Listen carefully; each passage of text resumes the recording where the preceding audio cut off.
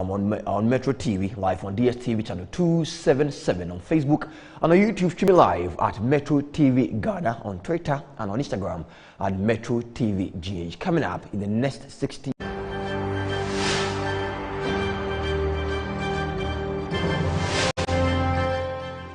President Joe Biden, under pressure from U.S. civil rights leaders, said on Tuesday, July 13, it is a national imperative to pass sweeping voting rights legislation that has stalled in Congress amid Republican opposition.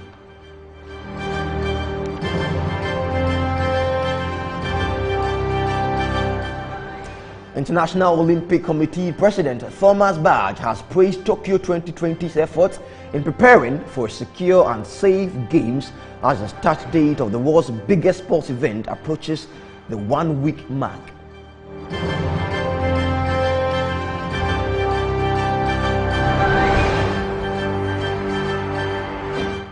In South Africa, shortage of food and fuel supply hits parts of South Africa following days of unrest and looting. 72 persons reported dead.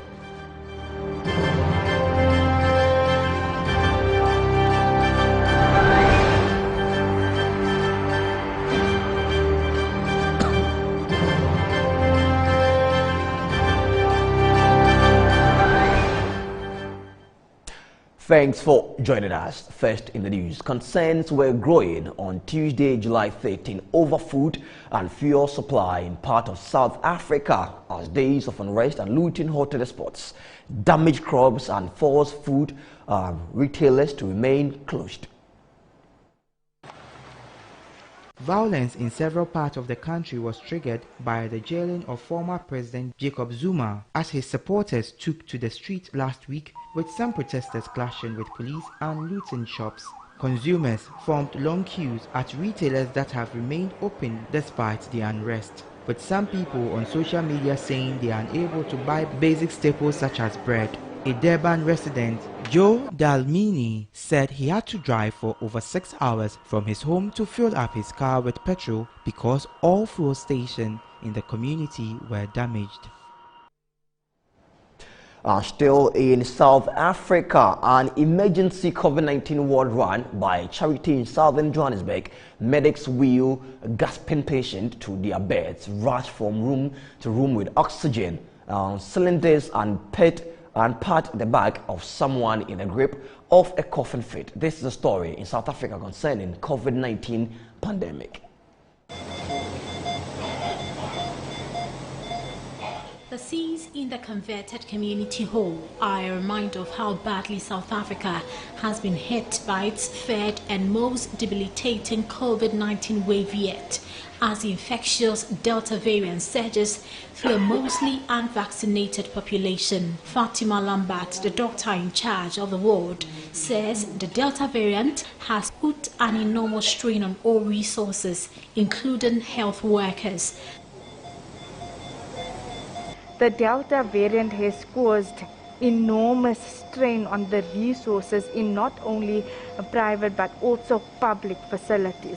So every hospital is getting strained, every healthcare worker is getting strained, and that is why this disaster management facility has to come up, and I hope it comes up in many places.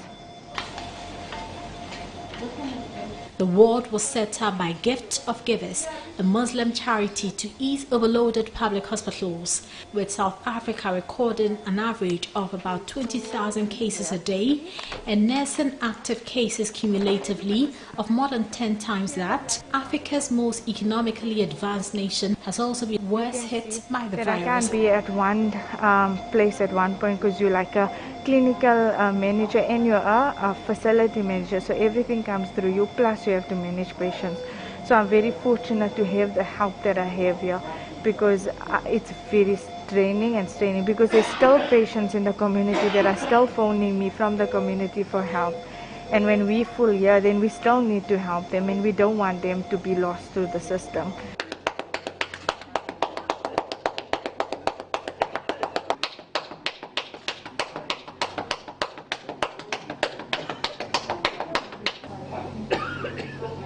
With 64,000 deaths, A vaccination campaign has been slow, with just 4.2 million doses administered to a population of 60 million. Officials aim to reach a vaccination rate of 300,000 a day by the end of August.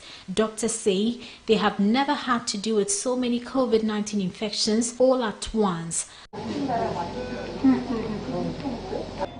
You know, this was one experience because you don't know what laid ahead. You know, if you look at the news and see how people are going on, you know, passing away and things, it was the most frightening experience. Hospitals in the largest city, Johannesburg, where the latest wave started, are full. For 79-year-old Catherine Nadeau, the most terrifying thing about falling gravely ill was knowing that so many people had died. Doctors came to tell me that all my blood works are excellent, so I'm responding well with the medication.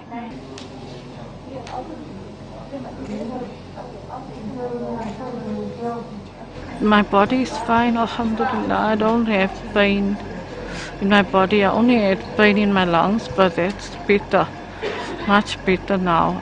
If I can get some.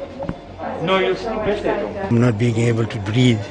Talking to my son, talking to Dr. Manga on the phone all the time, and with him explaining to him, do this with the machine, change the machine, fetch another machine. Behind another curtain, medics covered head to toe in protective gear adjusted a drip of a sleeping patient, while in another, a medic was getting a patient to do some exercises before getting her to blow into a tube to test her lungs. President Cyril Ramaphosa extended COVID-19 restrictions on Sunday, July 11 for another 14 days, including a ban on gatherings, a curfew from 9 p.m. to 4 a.m., and a nationwide ban on the sale of alcohol.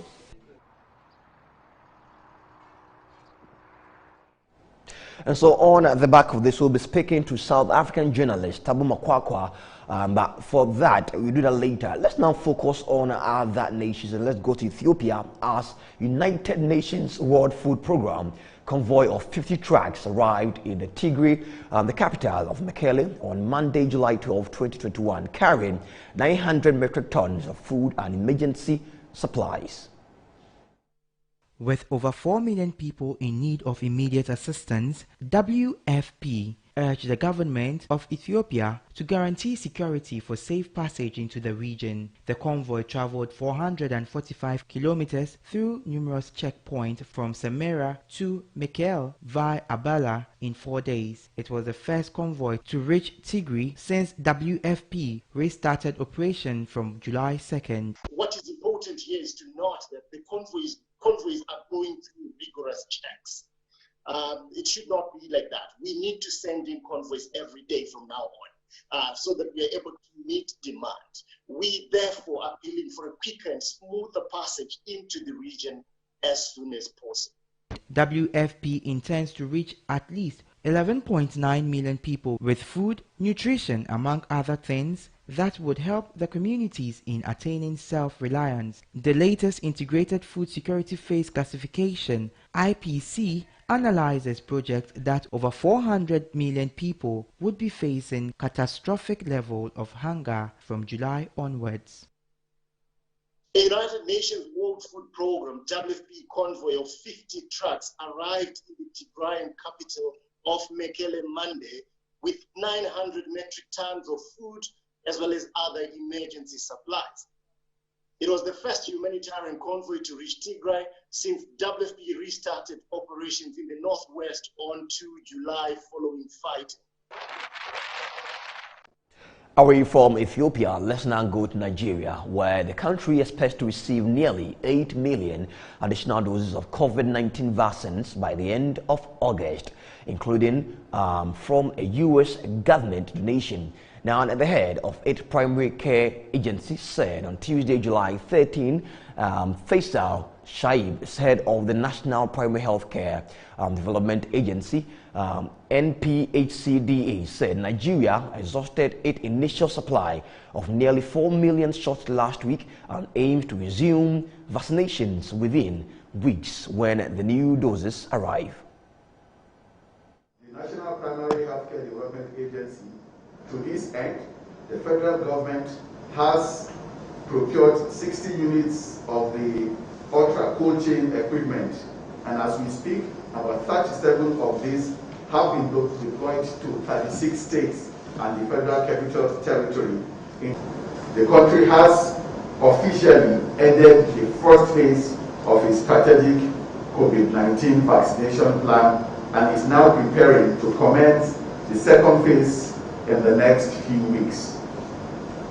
We have also received communication about the delivery of the following vaccine shipments in the coming weeks. Firstly, 3,924,000 doses of the Oxford AstraZeneca by the end of July or early August 2021 from the COVAX facility. With the detection of the Delta variant of COVID-19 in Nigeria, it is important that Nigerians continue to observe non-pharmaceutical or public health measures such as wearing of face masks, social distancing, and hand hygiene in order to curb transmission of the disease while we await additional doses of the COVID-19 vaccines.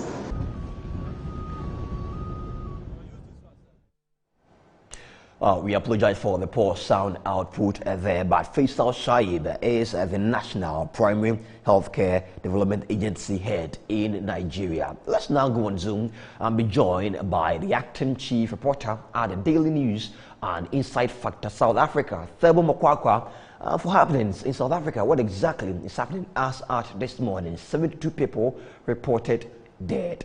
Thabo, good morning. Good morning, how are you? I'm well, but the news in South Africa is not pleasant. What is happening there currently?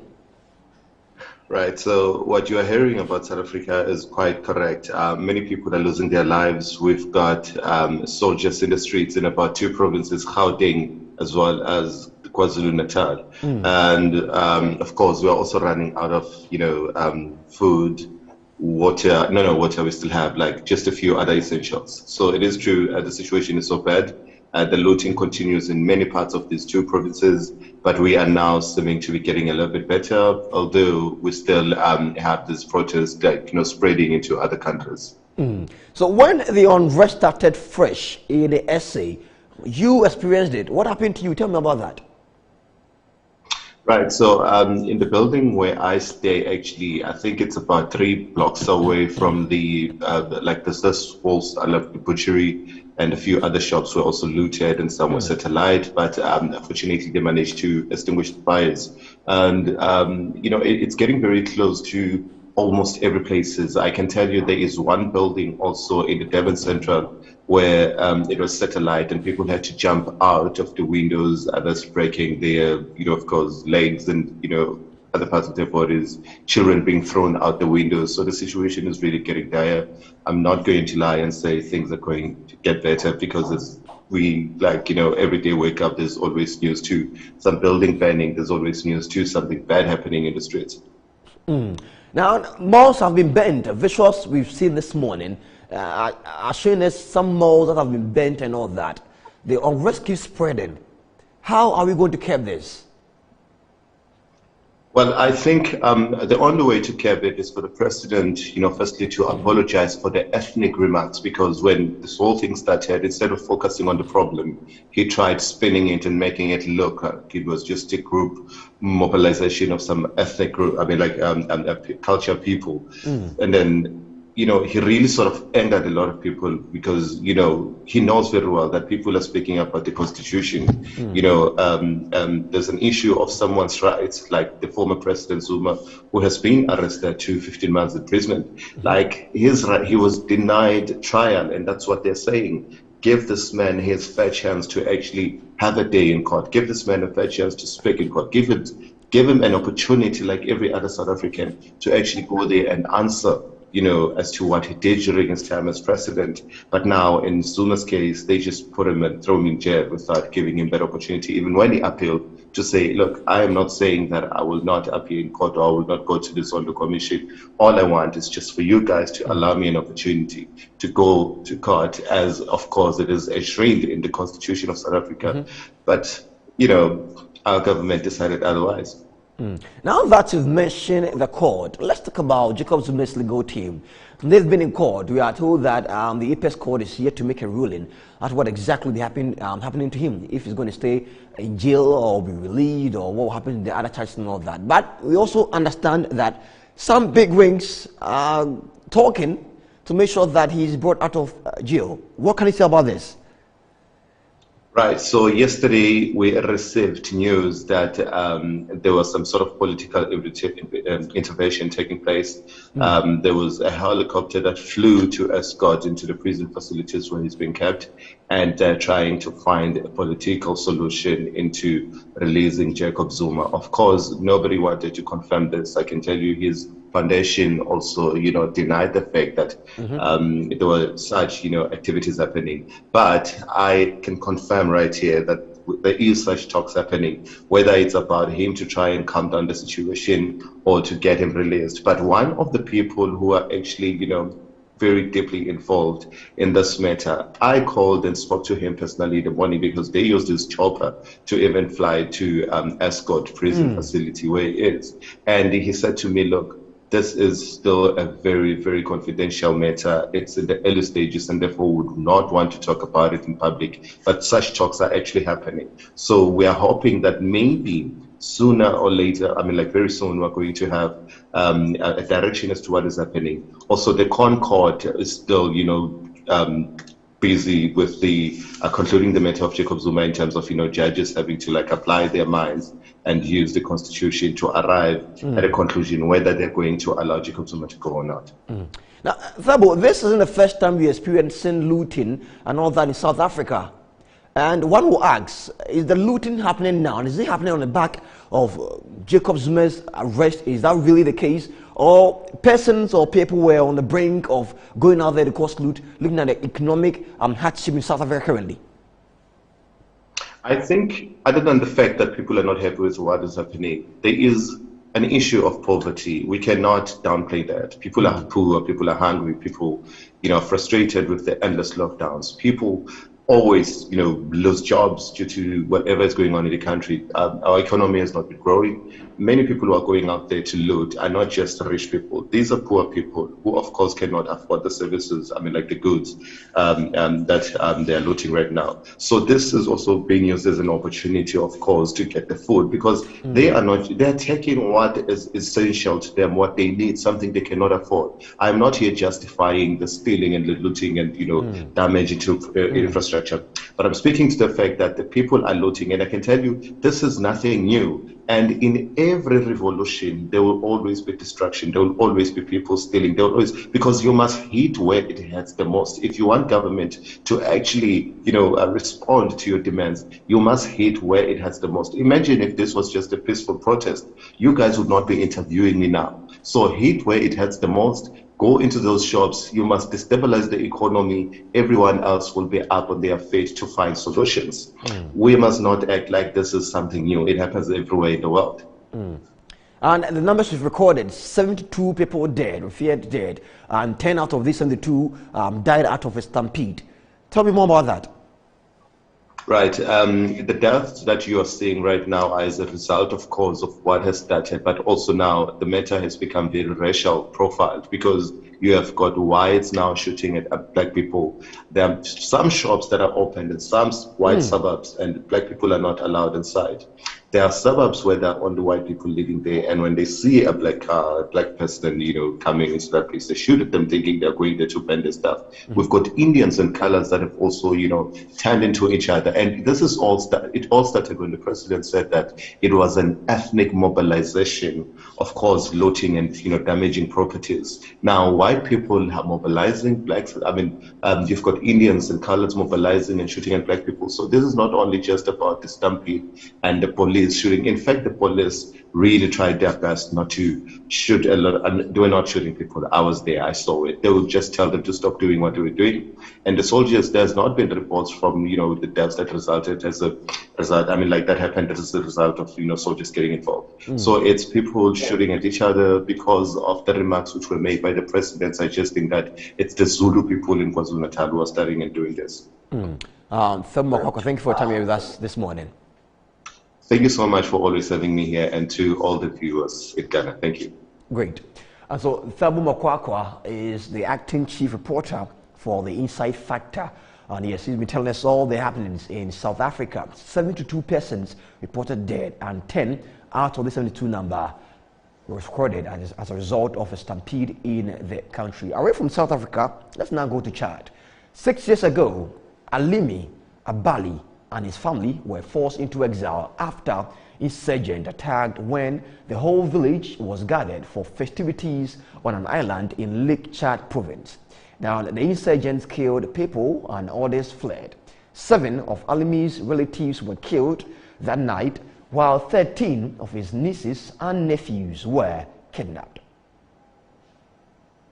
The father of 11, a fisherman and header back home, says he lost everything. 50,000 initially displaced people now live in a camp, Bagasola. Chad has suffered attacks on its soil from Nigeria-based Boko Haram since 2015. The jihadist insurgency first erupted in northeast Nigeria in 2009 before spreading into Chad, Niger, and northern Cameroon. Half of Lake Province inhabitants, 450,000 people, are displaced. The region hosts more than 16,000 refugees from Niger and Nigeria. In total, there are 229 sites hosting displaced civilians and refugees in the area. The UN Refugee Agency, UNHCR, is helping those who have fled their homes to support themselves, providing them with capital to start businesses and training them on how to manage their businesses. Alimi's wife runs a grocery shop to help support the family. Alimi may have built a new life for himself here, but he remains nostalgic for the one he left behind.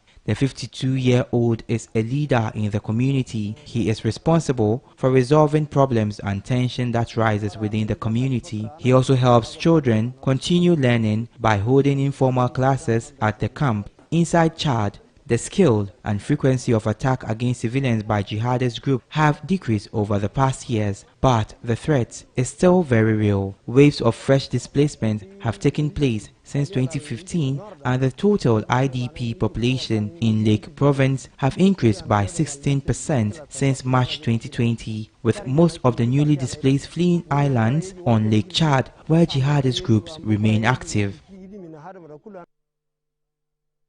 And you're still watching The World Today live on Metro TV. When we come back from the break, we'll give you an insight of what President Joe Biden told the press and his supporters yesterday in a press briefing. We'll be back from the break with more.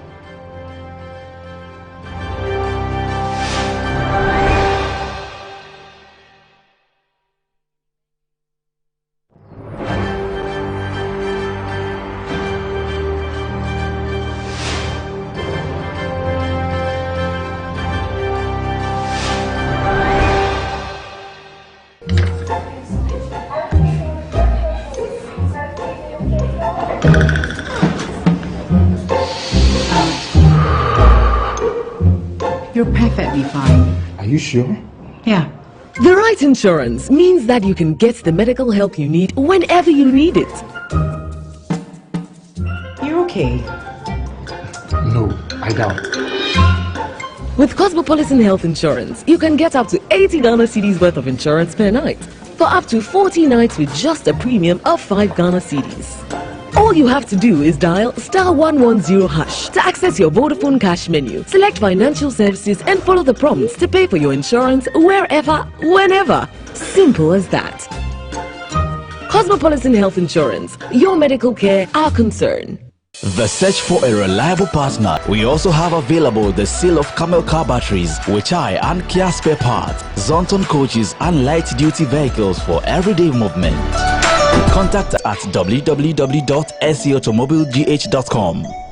SA Automobile, the pleasure of doing business with you is all ours.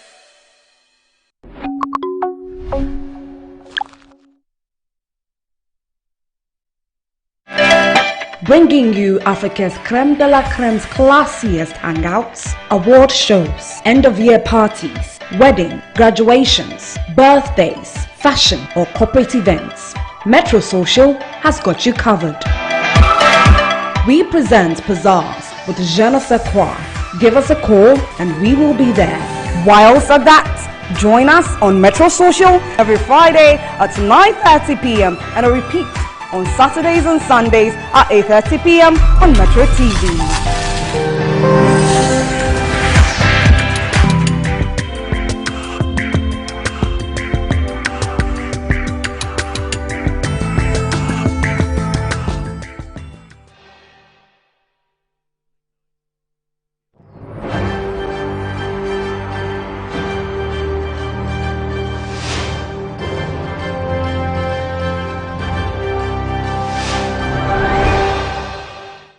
Welcome back.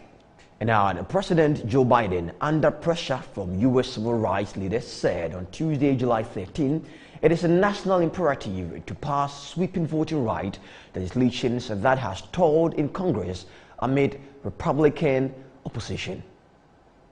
Vice President Harris and I have spent our careers doing this work, and I've asked her to lead, to bring people together to protect the right to vote and our democracy. And it starts with continuing the fight to pass H.R. 1, the For the People Act.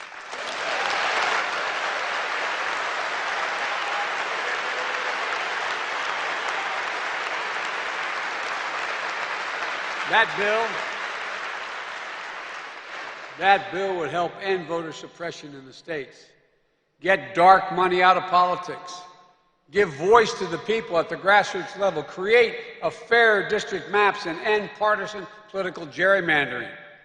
Last month, Republicans opposed even debating, even considering For the People's Act. Senate Democrats stood united to protect our democracy and the sanctity of the vote. We must pass the For the People Act. It's a national imperative. Hold on, who we are as Americans. Civil rights groups and other organizations have announced their plans to stay vigilant and challenge these odious laws in the courts. In Texas, for example, Republican-led state legislature wants to allow partisan poll watchers to intimidate voters and imperil and impartial poll workers. They want voters to dive further and be able to be in a position where they wonder who's watching them and intimidating them, to wait longer to vote, to drive a hell of a long way to get to vote.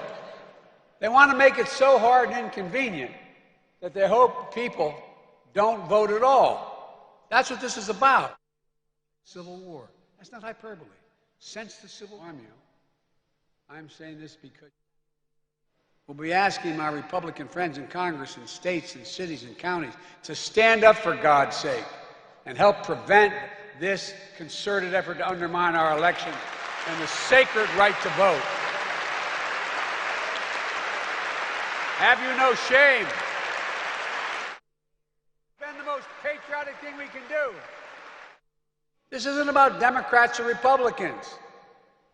It's literally about who we are as Americans. It's that basic. It's about the kind of country we want today, the kind of country we want for our children and grandchildren tomorrow. And quite frankly, the whole world is watching. Levels. Will you deny the will of the people? There's an unfolding assault taking place in America today, an attempt to suppress and subvert the right to vote and fair and free elections. An assault on democracy, an assault on liberty, an assault on who we are as Americans. For make no mistake, bullies and merchants of fear, peddlers of lies, are threatening the very foundation of our country. It gives me no pleasure to say this.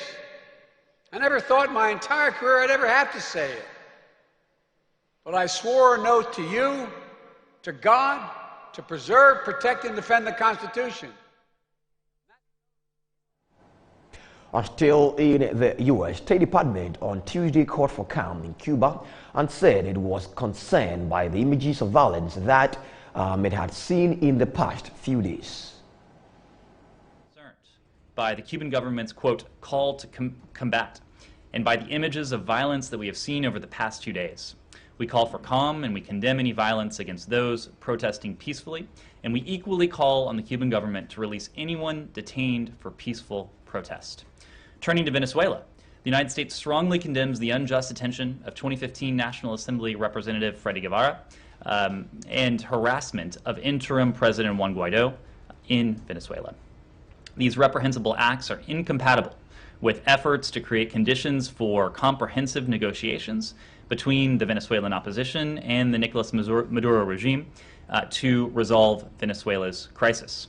The safety of every Georgian journalist and the credibility of democracy in Georgia, in fact, require that every individual who attacked peaceful protesters and journalists on July 5th and 6th, or those who incited violence, they must be identified. They should be arrested and prosecuted to the full extent of the law. No to? Right now we are evaluating a number of requests. We are evaluating how best we can support the needs of the Haitian government at the moment. As I said, right now much of that focuses on the ongoing investigation into the killing of President Moise, in addition to the interagency team, the FBI and DHS have been engaged on the ground as well to determine the investigative assets,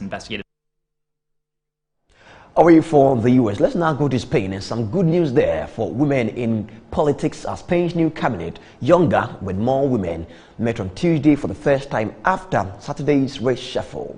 The average age of the new team is 50 years, and the proportion of women increased to 63%, with women occupying 14 of 22 ministerial posts. Spanish Prime Minister Pedro Sanchez appointed a new foreign minister, but retained his economy minister in a cabinet reshuffle over the weekend.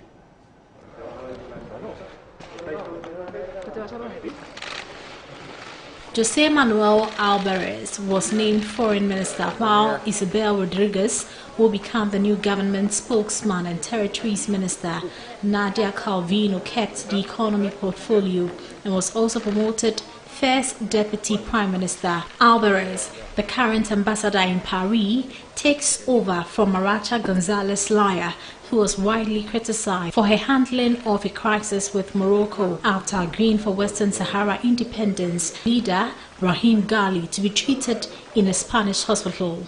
The 5 members of Unidas Podemos, a minority partner in the coalition government, retained their positions. Sanchez took office in January 2020 after months of political instability that led to Spain's 4th election in 4 years. After just 2 months in power, the coalition government had to deal with the COVID-19 pandemic, which forced it to impose one of Europe's strictest lockdowns and damaged its tourism-dependent economy. Sanchez has also had to cope with the issue of Catalan independence, a conflict that has split Spain since an illegal referendum attempt in 2017. 3 weeks ago, the Prime Minister pardoned 9 jailed Catalan pro-independence politicians. Some figures in the negotiations over the pardons have been moved or lost their jobs. The Justice Minister has left the government, while Miquel Iceta, who was in talks with the Catalan regional government, becomes the culture minister.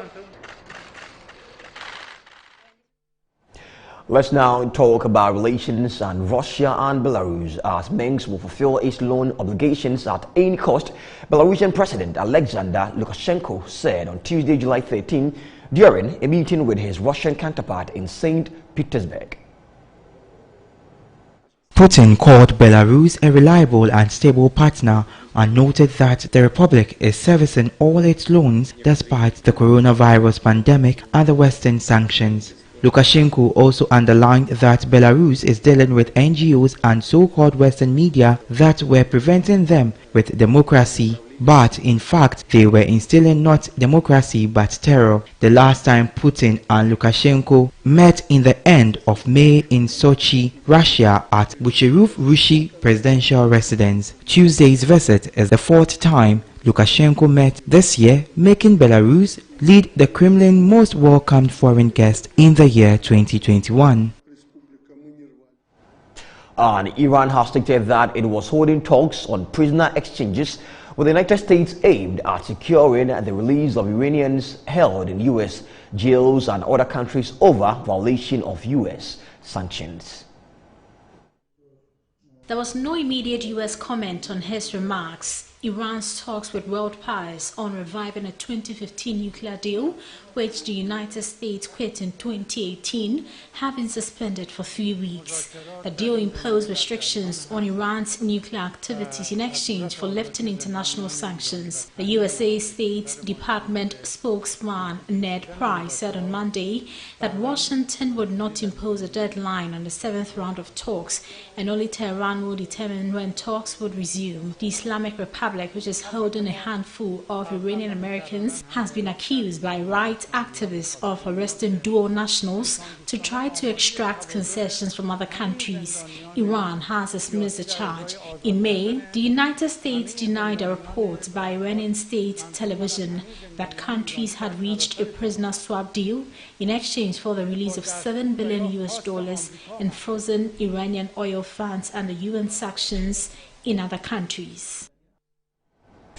And away from that, European Union foreign ministers met to discuss the group's position on foreign affairs matters and to meet Israel's new foreign minister, Yair Lapid.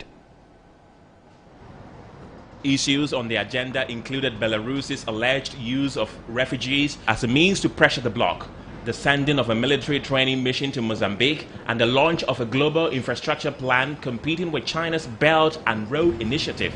Israel's foreign minister, Yair Lapid, also attended the meeting. The bloc's foreign policy chief, Josep Borrell, said his presence could be the opportunity for a fresh start with the country. Israel and the EU had increasingly been at odds over the past years, notably on issues relating to the Israeli-Palestinian conflict. Are still with the UN. Now, the European Union should consider a fifth round of sanctions on Belarus because the country's government is flying in migrants from abroad to send them illegally into the bloc, Lithuania's foreign minister said on Monday. For my country today, the most important issue is the unprecedented migration flows that are reaching my country from and with the help from Belarusian government or Belarusian regime. I think it's for my country it's unprecedented, but for Europe it's not the first time when a European country is facing this sort of crisis, when refugees are used as a political weapon in order to change the country's policy. We've seen Finland facing this before, Greece recently, Spain, and now Lithuania. Therefore, I will talk to my colleagues in order that the European Union should have a common strategy how to deal with these sort of political or hybrid threats that European countries are facing. Lithuania began building a 500 kilometers razor wire barrier on its border with Belarus on Friday after accusing Belarusian authorities of sending hundreds of mainly Iraqi migrants into Lithuania.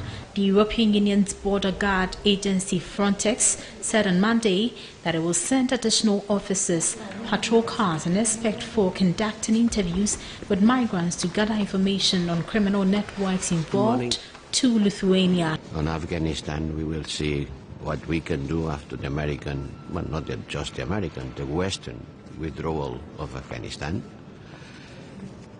On Lebanon, all issues are on the table.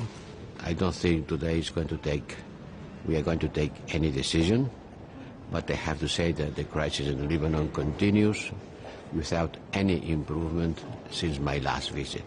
And yes, sanctions could be in the table if member states propose it.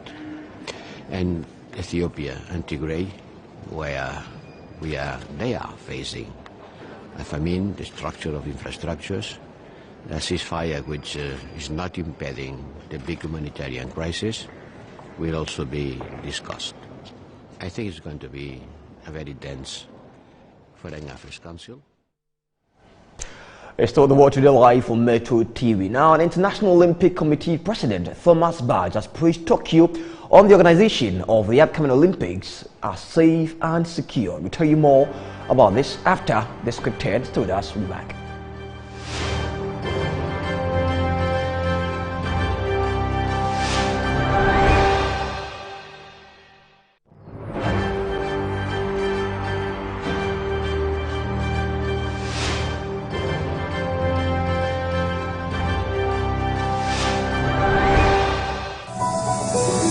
Are you tired as a consumer in Ghana when it comes to issues that confront you as a consumer? Worry no more. Kofi Capito, I'm here to give you the information, all that you need to make sure that your right is protected as a consumer. We have too many laws and agencies that should protect the rights of the consumer. I'm here to give you the information that will help and assist you to get goods and services delivered to you without any worries. Watch The Capito Show on Metro TV.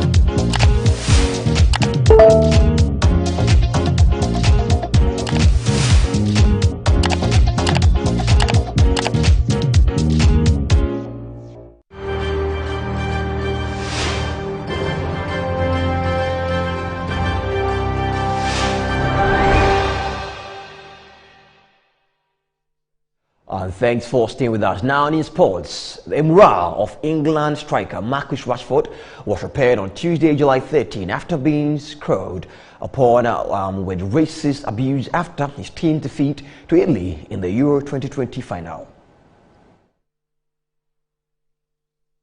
It was consciously never about Rashford the footballer. That's the irony for us. It was very consciously about Rashford the man. So yeah, there's kind of a certain irony that it's been attacked for what he's the small mistake he's made on the pitch.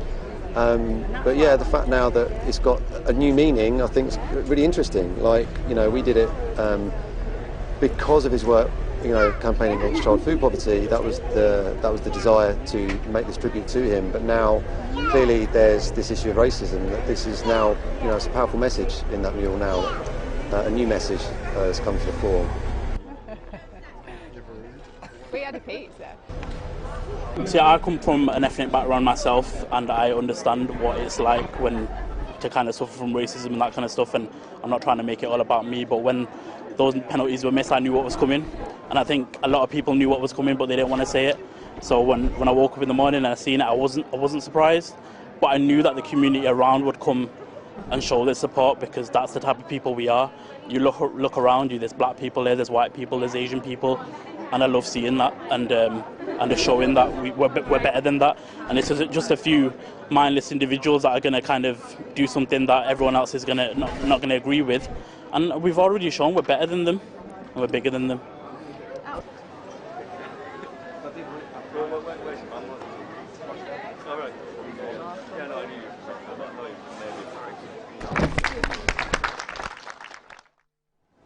Such a heartwarming thing there to do. Now, let's still focus on sports. Our International Olympic Committee President Thomas Bach has praised Tokyo 2020's effort in preparing for secure and safe games as the start date of the world's biggest sports event approaches the 1 week here. And also, the IOC President Thomas Bach said that the organization accepted Tokyo 2020 decision to have no spectators at the upcoming Olympic Games with a heavy heart, but they were assured that broadcasters could provide creative ways to make the athletes enjoy the game. Now, earlier this month, Tokyo Games organizers decided the July 23 to August 8 Olympics will take place without spectators as a resurgent coronavirus has forced Japan to declare a state of emergency in the capital that will run throughout the game. This was Bacha's face-to-face meeting with the committee since finishing his 3-day quarantine after arriving in Tokyo. Organizers last week announced that spectators would be banned from nearly all venues, all but depriving of Japan of hopes for games with public spectacle. Your organizing committee and all your staff members are doing a fantastic job in the preparations of this Olympic and Paralympic Games Tokyo 2020. You have managed to make Tokyo the best ever prepared city for Olympic Games. Host city Tokyo entered a fresh state of emergency on Monday, July 11, which will last until August 22, as authorities aim to curb rising numbers of COVID-19 infections. And the Japanese people can have confidence in all the efforts we are undertaking to make these games for them secure and safe, with all the intensive, most strict COVID countermeasures, with the great vaccination program we have been undertaking worldwide. So all this is in solidarity. Let's now talk about cycling, as Patrick Conrad claimed the maiden Tour de France victory with a successful long-range attack on a rain-soaked 16th stage, a 169-kilometer mountain trek from Pas de la Casa, Andorra, on Tuesday.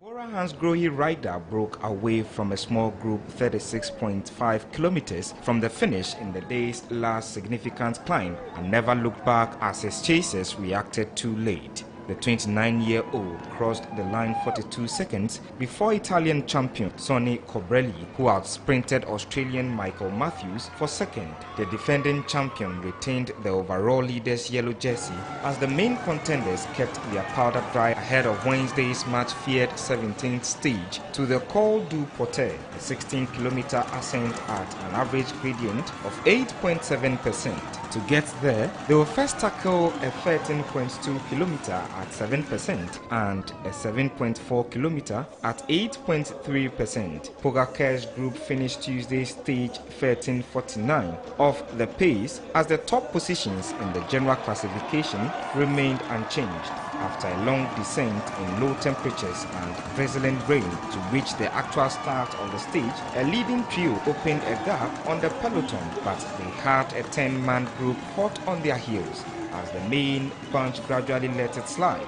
Fabien Dubé, Conrad and Jan Bakeland had 30 seconds on their chasers in the descent from Col de la Cor as they headed towards the Col du Portet d'Aspet.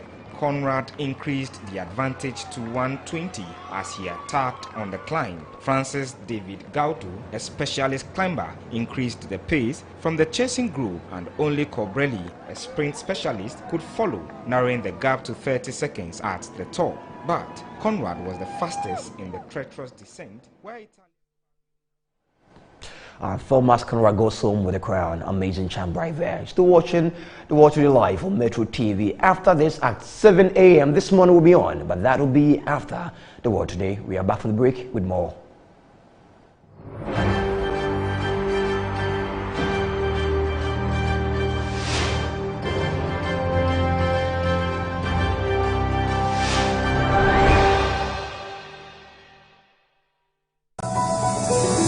Are you tired as a consumer in Ghana when it comes to issues that confront you as a consumer? Worry no more. Kofi Capital, I'm here to give you the information, all that you need to make sure that your right is protected as a consumer. We have too many laws and agencies that should protect the right of the consumer. I'm here to give you the information that will help and assist you to get goods and services delivered to you without any worries. Watch The Capito Show on Metro TV.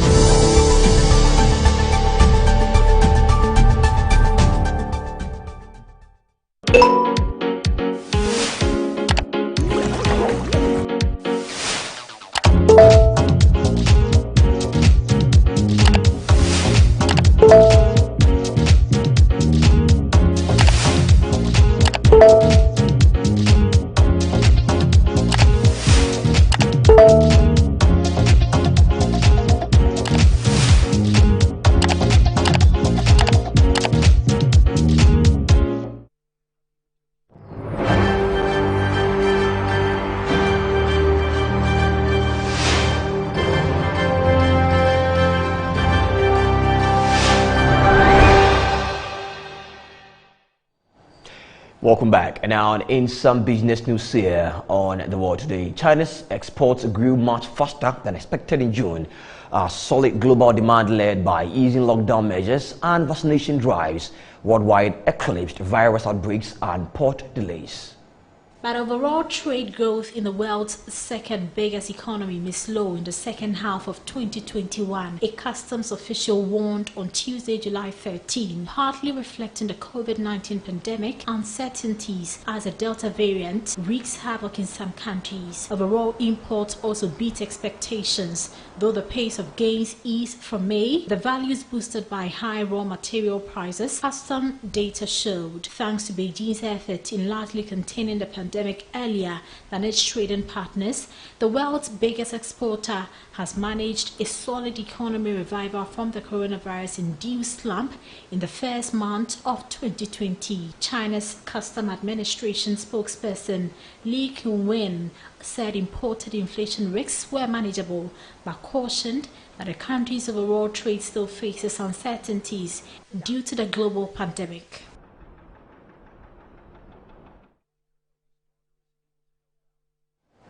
Away from business, now some lifestyle as The Crown and The Mandalorian led nominations on Tuesday for the Emmy Awards, the highest honors in television.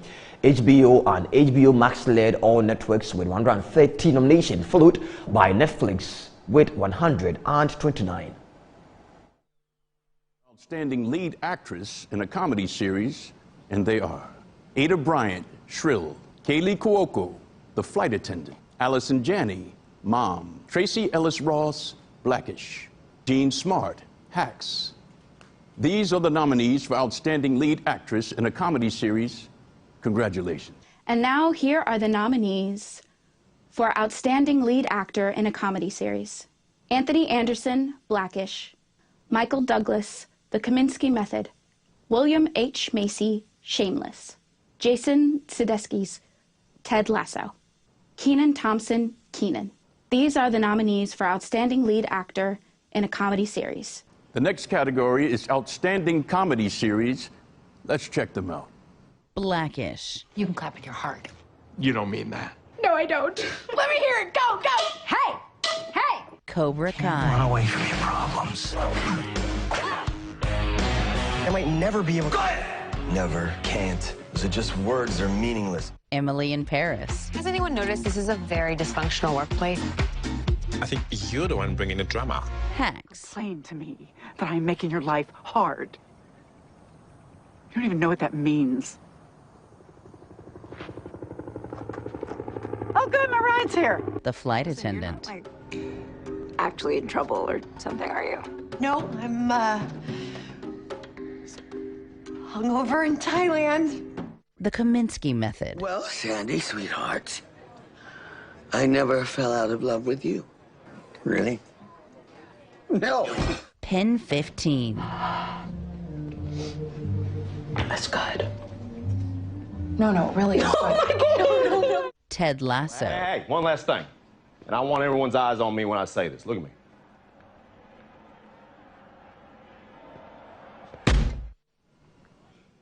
Congratulations. And there you have it. Let's now cross over to my colleagues Nanaya Bwachitanwa and Kweju Nyantaji Cranton, who will be coming on at 7 a.m. with This Morning Happenings in Ghana. And yes, Nanaya and Kweju. Good morning, Bright. Great. Yeah, there you are. Yesterday you were so hyped for the Emmys, and finally, the 73rd happened yesterday. And I'm so glad that The Crown actually led the nominations. You were questioning how many nominations were going to be mentioned, and there are a lot. Yeah, there are 119 categories. Yeah. So I'm imagining how the night is going to be. Yeah, maybe Kojo will be there to make sure everything goes well. Kojo. Yeah. All right, so Nanaya and Kweju comes on at exactly 7 a.m. with the latest happenings here in Ghana. Let's now take a look at our top stories.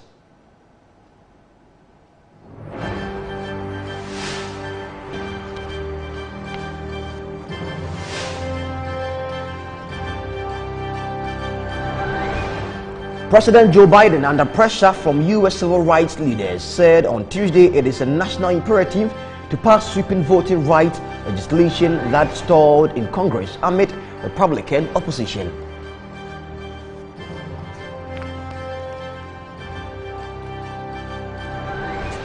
An International Olympic Committee President Thomas Bach has praised Tokyo 2020 effort in preparing for secure and safe games as the start date of the world's biggest sport event approaches the week mark.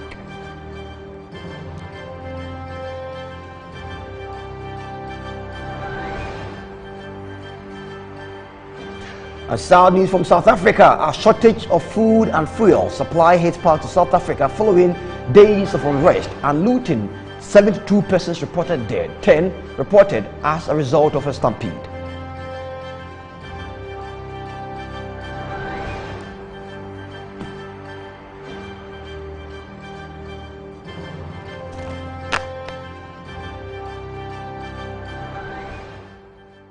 We'll be live from our studio here at Rage in Accra. This is the Kuya Mohima Studio live on DSTV channel 277 on Facebook and on YouTube at Metro TV Ghana, Twitter and Instagram at Metro TV GH. I am Bright Nana Kwesi Abedin. Good morning.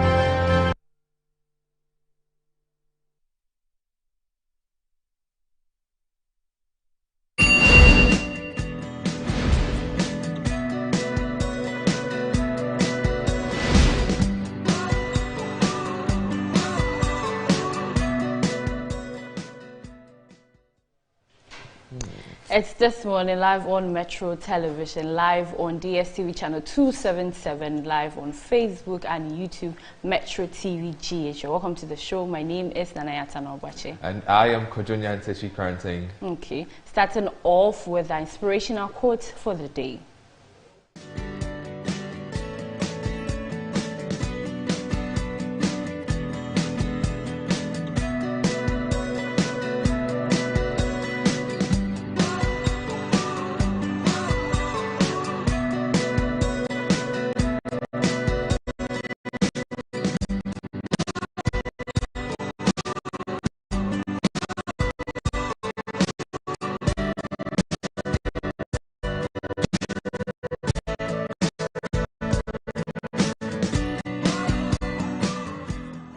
So each new day is one you haven't seen before. Begin with a positive attitude and see just where that takes you. That's an interesting one from the producer this morning. I can't take it. I'm just laughing, but yeah, it's in the right direction. You know, each day presents a new opportunity that you need to harness with some sort of positivity.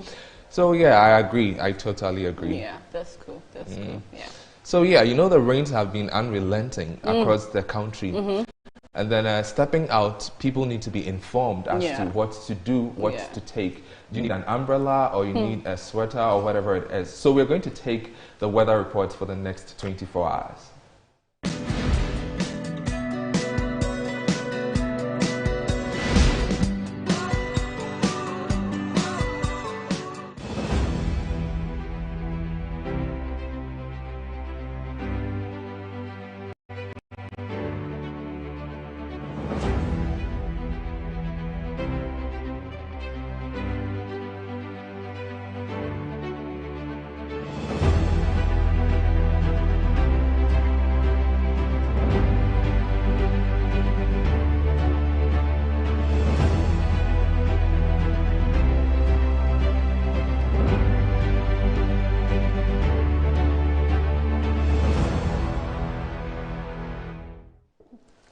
So that was the weather report for the next 24 hours to keep you informed. We're going to take a quick break, and when we are back, we'll have more for you. Stay tuned.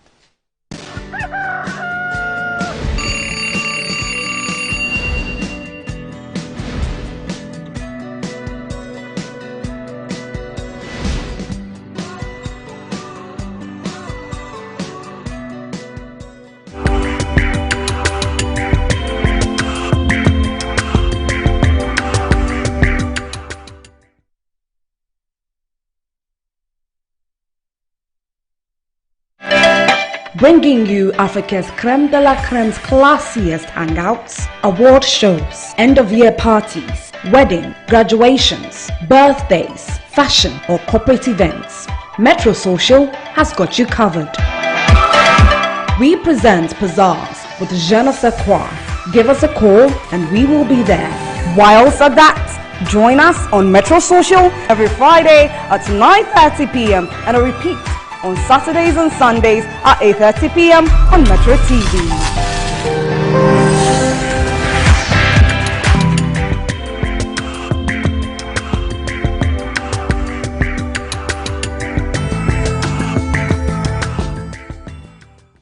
Kids say the darndest things. One platform, many talents.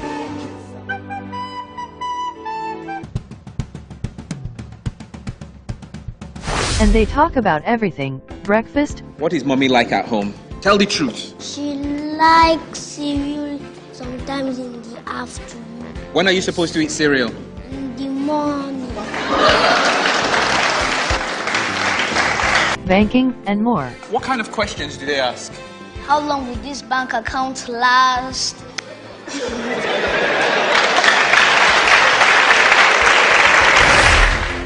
Showing every Sunday evening. Prime time, 5 to 5:30 p.m. with a catch-up on Wednesdays, 4 to 4:30 p.m. Kids always say what they wanna. Metro TV. Insightful and inspiring moments.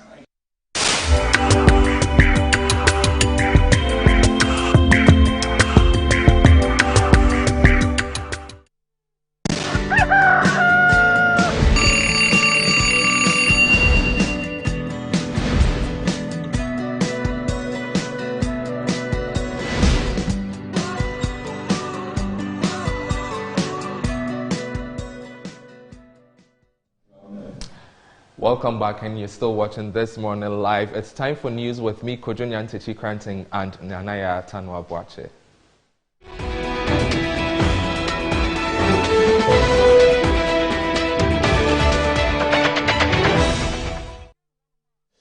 We will start with the office of the NDC, and they are demanding that Chief Justice Kwesi Enin-Yeboah steps aside temporarily as various institutions prepare to commence investigations into bribery allegations leveled against him.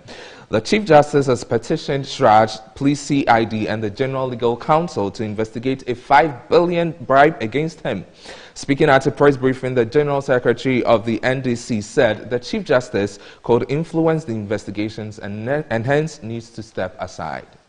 Speaking at the press conference, General Secretary of the NDC, Johnson Asiedu Nketia, argued that this will allow for a fair investigation to be conducted into allegations of misconduct leveled against the Chief Justice. The person who is the disciplinarian cannot be disciplining himself. So if we want to go according to the Judicial Services Act, then the person who is the subject of the allegation must step aside so that other officials will take over during the pendency of the investigation, and if he is cleared, he returns back to post. If otherwise, then it will all come out of the investigation. As I've said, the Chief Justice cannot be a judge in his own cause, hence cannot set up a committee to investigate allegations of misconduct against himself. His call is born out of the belief that the Judicial Services investigation into the alleged misconduct might be compromised, hence the NDC's call for a public inquiry into the bribery allegation, saying it is the best approach to establishing the truth. At the route of the President triggering some commission to look at it. If we don't feel persuaded, there is a third route we can investigate, and that is the Commission for Human Rights and Administrative Justice, which has an enviable reputation of looking into similar cases of alleged corruption against highly placed state and government officials, will be better placed to conduct such an inquiry. At least when you take the records of CID and CHRAG, as far as high-profile cases like this are concerned, we believe that CHRAG has performed better. The Chief Justice has denied allegations of bribery leveled against him and petitioned the Director General of the Criminal Investigations Department of the Ghana Police Service to investigate the matter. Shadrach Odame Ejari, Metro News, Accra. The Minority Caucus in Parliament is urging the Auditor General to go into the accounts of the First and Second Ladies and conduct a rigorous audit on their accounts from 2017 and 2021 and compute interest of monies paid them by the state and demand payment of interest of those monies. This was made known in a press briefing held yesterday in Parliament, and Abdullah Mohammed was there, and he comes through with excerpt from the briefing. Since 2017, that she started receiving this salary, doesn't mean that she doesn't spend the money and she kept the money in her account all this while. If the answer is yes, it means that she did not need the money. So why did she take the money in the first place? If that is the case, refunding the money now, you must also compute the interest that the money would have accrued and pay that same to government. So we are calling on the Auditor General to go into the accounts of the First Lady and the Second Lady, first of all, to ascertain that the money she refunded is the money she actually received. That is number one. Two, also to compute the interest that that money would have accrued if that money had been put into any interest-bearing account, so that that money should also be refunded. The interest component should also be refunded. Third, to ascertain whether there is sufficient money in the account so that the check that she has issued will not bounce. Yeah. The fourth one is also, if she is now refunding the money, it means that she is not interested in any state fund. For that matter, all state funding of her NGO should also be audited by the Auditor General, and then all those money should also be refunded to the states, because she is not interested in receiving state sponsorship support.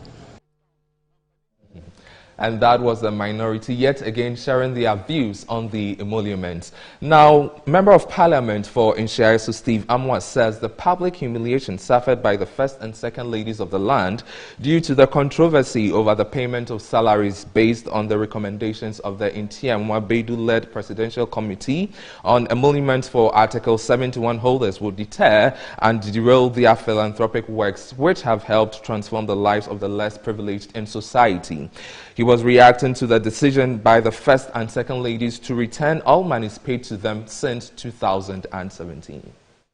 The controversy this whole issue gives rise to has actually induced the First Lady and the Second Lady to say that, okay, we have not even written to accept the new proposal.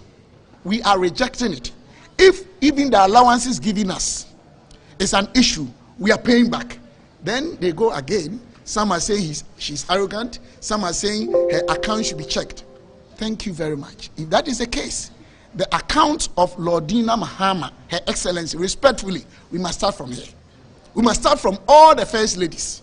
All of them, we have to. I agree to what they are saying. Yeah. But it couldn't have been only one First Lady. Two, since when in this country did we start auditing NGOs? I'm not a legal practitioner. The fact of the matter is that my brothers from the NDC, it's not about Ghana. It's all about political power. They don't care about the forward movement of this country. Yeah. The very thing that they introduced, the very thing that they did in bigger measures, the very thing that they are part of the approval system, look at what they are doing. Do they really love this country?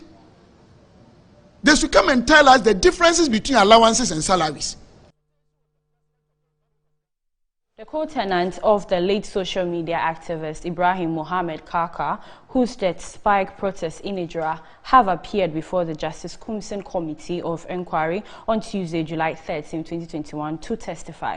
There's more to this report filed by our Ashanti regional correspondent Abdul Basit Suleiman. Day 6 of the sitting of the 3-member committee probing the Ejura killings began with the mother of Awal, Ms. Bawu, a 16-year-old boy who has been amputated as a result of gunshot wounds he sustained during protest at Ejura on 29th June 2021. Co-tenant Fuseini Ibrahim and his wife Sadia Fuseini told the committee about unusual noise they heard around 1 a.m. on June 26, 2021. She saw the brother of Kaka by name Idi Mohammed holding the hands of Kaka trying to drag him into the bathhouse. She quickly called on Kaka's wife to come and see what has happened to her husband.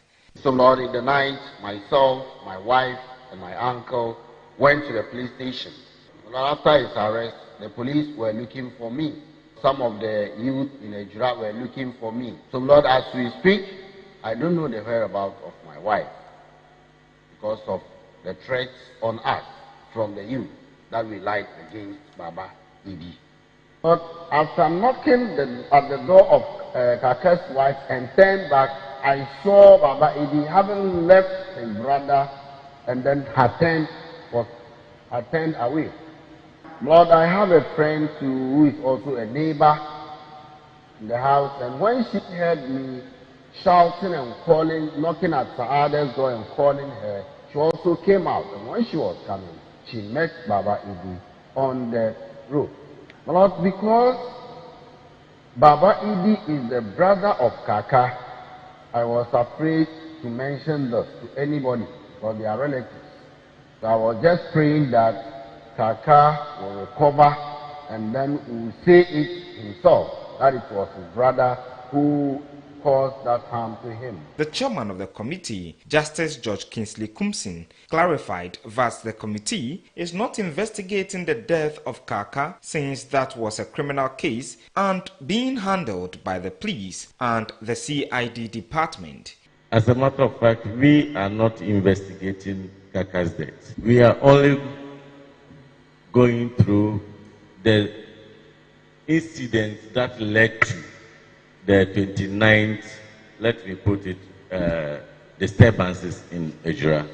Another co-tenant, Muniratu Al-Hassan, appearing before the committee, indicated that she heard a loud noise and came out to see Kaka lying down motionless. The committee urged them to provide the police with the necessary information which could lead to a possible prosecution of the culprit of the murder of Kaka Mohammed. All the witnesses were later referred to a psychologist on standby at the committee. Sitting was adjourned to Wednesday, July 14, 2021. Now to some business news. The Traders Advocacy Group Ghana has rejected a recent announcement by the Speaker of Parliament, Alban Babin, that the JIPC Act will be reviewed to permit Nigerian traders into Ghana's retail space.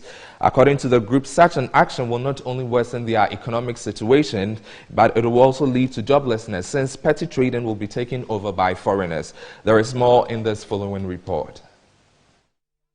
A joint communique between Ghana and Nigeria on the site of the extraordinary ECOWAS summit is set to exempt Nigerians from the $1 million minimum capital requirement under the GIPC Act 2013 Act 865. Speaker of Parliament Alban Kingsford Bagwin made the announcement to Nigeria's House of Representatives last week to formally pave way for Nigerians to engage in retail trade in Ghana.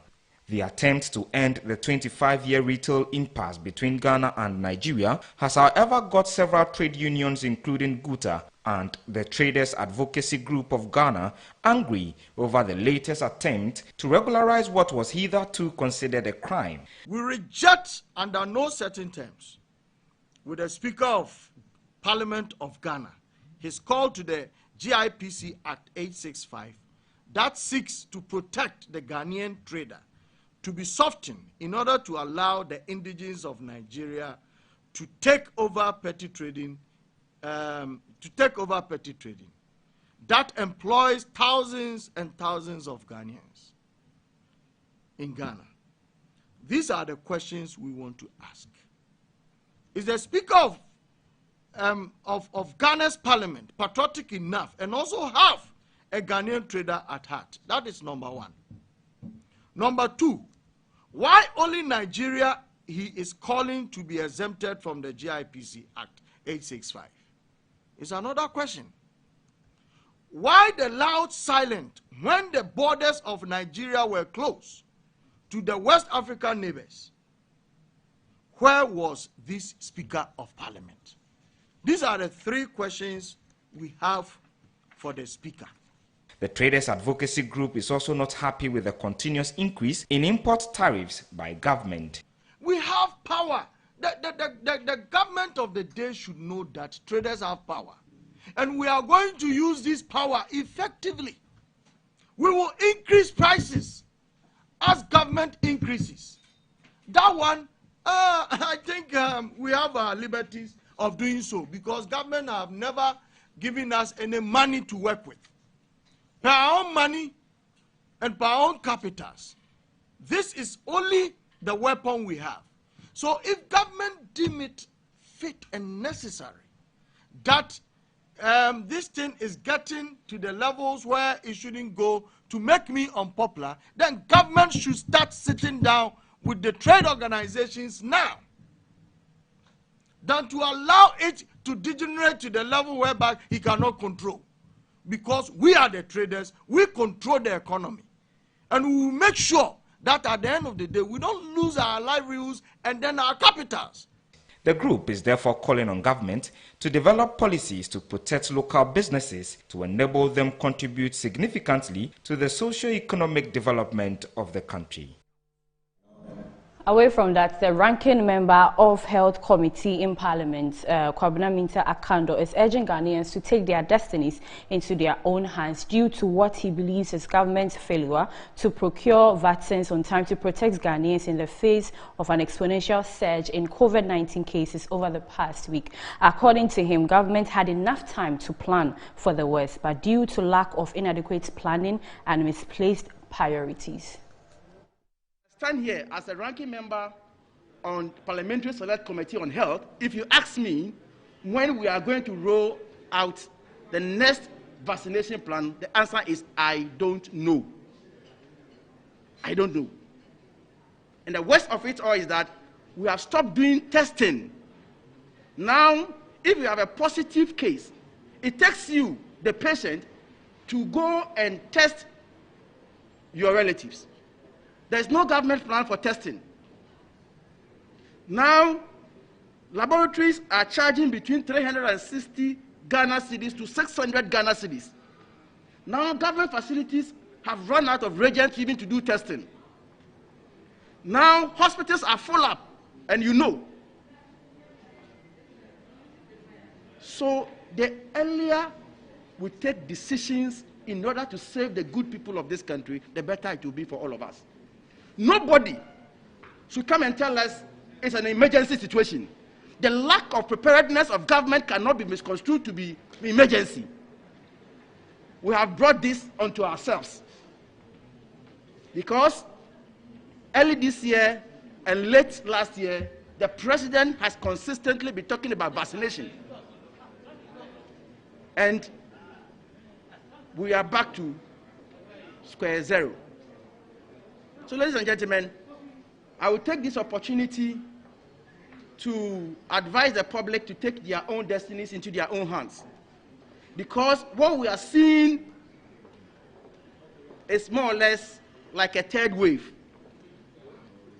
And therefore, let us take the COVID-19 protocols seriously and adhere to them. And that's all on news. But then there's an entertainment news here we'd like to discuss this morning. So Sarkodie yesterday mentioned that he doesn't care about political parties, but then he wants the system to work. because all of a sudden the whole Fix the Country system working has shifted, and we are all talking about the whole allowance, pay monies, and so on and so forth. So Rapper Sarkodie urged politicians to allow the system to work in order to compel them to make development. And according to Sarkodie, he lamented he doesn't care about political parties, but he cares about Ghanaians and putting people and the country first. He revealed that sometimes he gets worried and vents when the system is not working. He said, I don't care about politicians, I care about my country and putting my people first, and that is why I'm tired of politicians. So this was Sarkodie Obede Pombede has said. What do you make of that, Kwejo? Okay, so I think a lot of people have been waiting to hear Sarkodie voice out this very statement that he's made. And I completely agree. Every Ghanaian should have the thought of making the country first, regardless of your position, regardless of where you find yourself. It should be about the country first. So if he has rightly said this, for me, it's spot on. Spot on. And he rightly said it at the right time, because the whole conversation has shifted from fix the country, fix this. Now we are talking about first lady, second lady. Someone who asks, what has it got to do with it? Ordinary Ghanaians. What has it got to, far as money, though, but then it's like we've shifted the arguments and everything has gone to the other side. But then that's... But you know, interestingly enough, there are people who still find a link between Fix the Country and then this very, story ongoing now. So they are trying to say that the refunds that have been gotten from the first and second ladies should be, why are you laughing? It should be pushed into, fixing some of the issues that we have confronting the country, of which I don't think it will be as easy as they are saying that, but then it would be, appreciated if that actually happens. But then I agree, we should fix the country. I think they are even planning, on a protest. And then they've been given the green light. So I'm sure very soon we'll see action from them. Okay, so we'll take some COVID safety protocols and we'll be right back.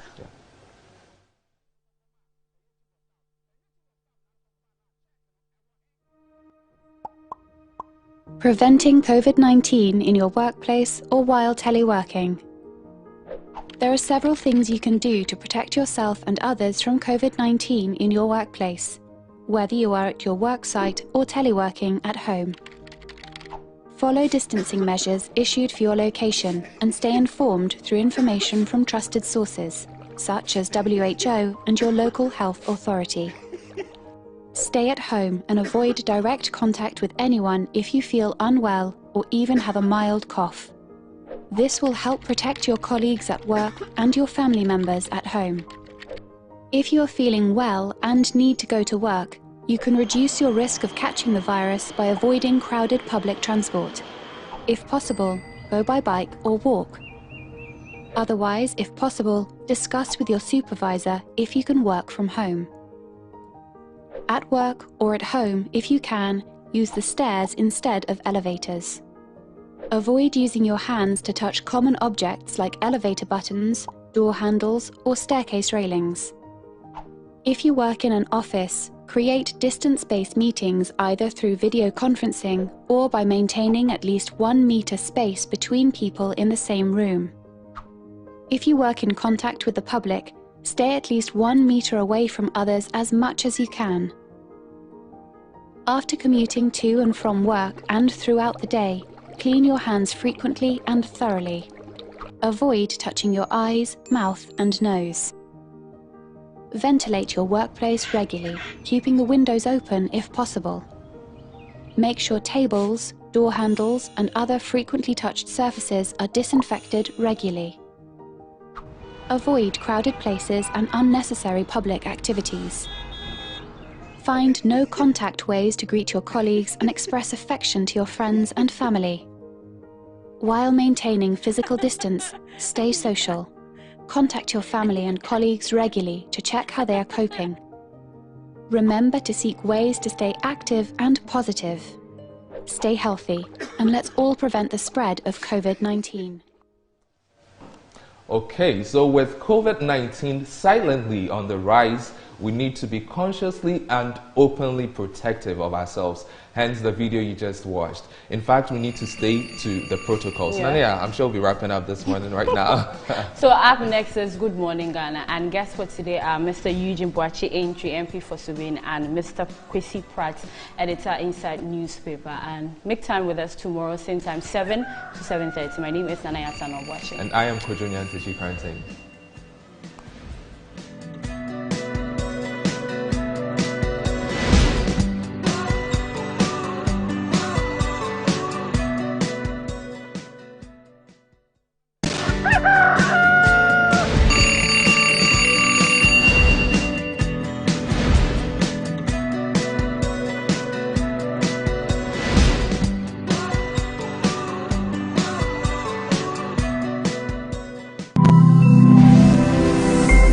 Metro TV, insightful and inspiring moments.